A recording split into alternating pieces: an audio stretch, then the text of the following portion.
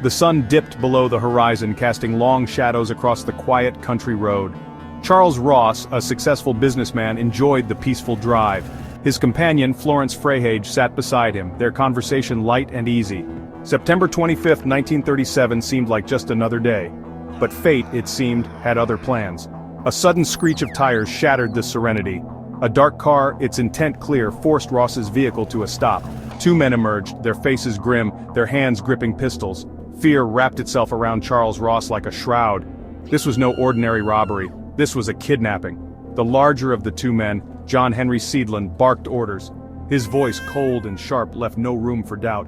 Ross, his heart pounding in his chest, complied. They bound and gagged him, the world shrinking to the confines of their car. Florence, hysterical, could only watch in horror as they sped away, her friend vanishing into the growing darkness.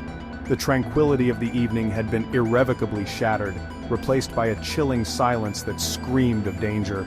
News of the abduction spread like wildfire, igniting a firestorm of fear and speculation. Who were these men? What did they want with Charles Ross? The answers, it seemed, were shrouded in a mystery as deep and dark as the night Ross vanished. Days turned into nights, each one an agonizing eternity for Ross's family. The kidnappers, true to their word, made contact. Their demand, $50,000, a king's ransom in those days. The letters, penned by Ross himself, dripped with fear, each word a testament to the danger he was in. Seidlin's meticulous planning was evident. He knew the police would be watching, listening, waiting for a misstep. The drop, a carefully orchestrated performance, was set for a desolate stretch of road near Rockford, Illinois. The date, October 8, 1937. The air crackled with tension, every shadow seeming to hold its breath. The money exchanged hands, the kidnappers melting back into the anonymity from which they had come. But Charles Ross, to the agonizing despair of his loved ones, did not. Hope, once a flickering candle in the darkness, began to dwindle. The kidnappers, their greed sated, should have released Ross, but the silence from them was deafening. It was a silence that spoke volumes, whispering a chilling truth that no one wanted to hear. The truth, as it often does, lay buried in a shallow grave. Seidlin, driven by a chilling combination of greed and paranoia, had decided to eliminate any loose ends. On October 10th, just 2 days after the ransom was paid, he took Ross and his accomplice, James Atwood Gray, to a secluded cabin in Wisconsin. There in the cold, unforgiving wilderness, he ended their lives with the pull of a trigger. The murders, brutal and calculated, sent shockwaves through the nation. Ross, a man who had seemingly done everything right, was gone.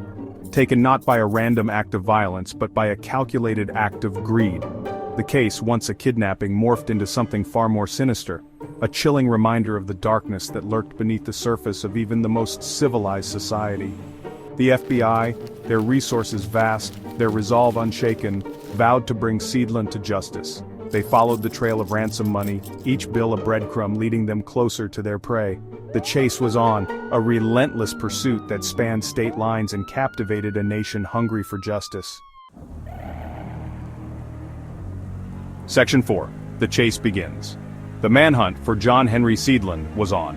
The FBI, a beacon of relentless determination, poured their resources into the case.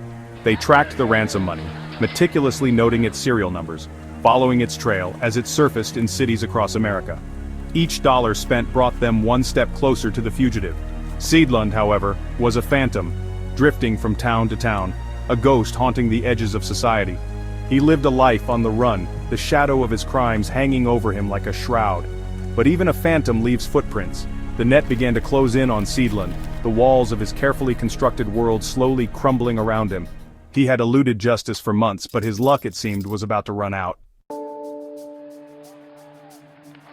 Section 5. Cornered. The Santa Anita racetrack in California, a place where fortunes were won and lost in the blink of an eye, became Seidlin's final undoing.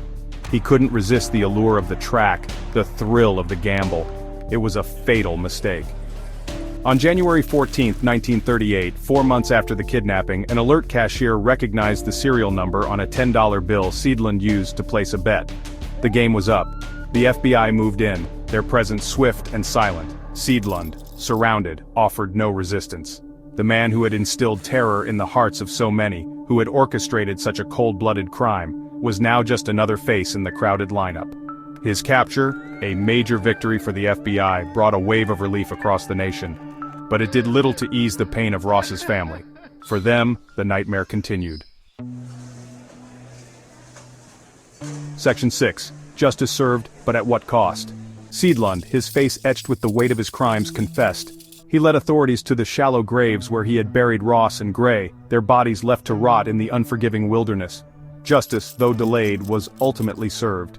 Seidlund was tried, convicted, and sentenced to death. He met his end on July 14, 1938, his execution a stark reminder that some crimes are simply unforgivable. The Charles Ross kidnapping case left an indelible mark on the nation's psyche. It shattered the illusion of safety, reminding everyone that even in the heartland of America, darkness could lurk around any corner. Ross, a symbol of success and innocence, became a tragic reminder of the fragility of life, a cautionary tale whispered on the wind.